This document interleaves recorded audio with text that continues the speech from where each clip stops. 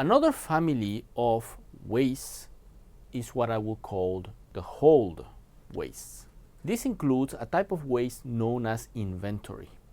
In manufacturing processes, the inventory waste is holding more inventory, either raw materials or produced products, in the warehouses than what is strictly necessary at a given point in time in order to maintain the production line working. In the field of business processes, this does not necessarily manifest itself in the same way, but we do see inventory waste, and that comes in the form of large amounts of work in process.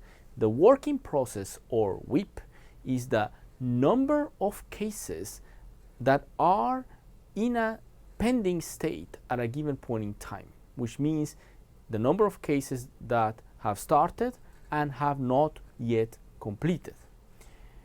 For example, in a vehicle inspection process, we might have the case where customers bring their vehicle a first time for an inspection. If a minor issue is identified, the customer is sent back, asked to correct the issue at their preferred garage, and then bring back the vehicle for a second inspection. In this process, we might have the case where at a given point in time, about 100 vehicles will be in this pending state between their first inspection and their second inspection. Those 100 vehicles at a certain number of time being in essence work in process is a form of waste.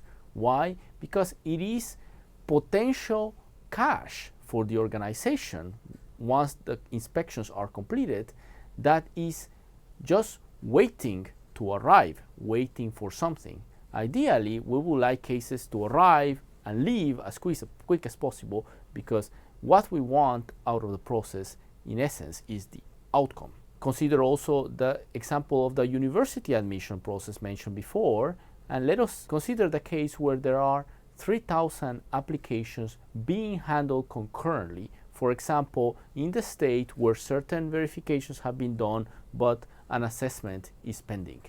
Those 3,000 applications waiting for an assessment are potential waste. In this case, for example, this waste arises because we have what we call a batched process or a batched activity, meaning that the assessment of the application is batched and done for large batches instead of being done continuously.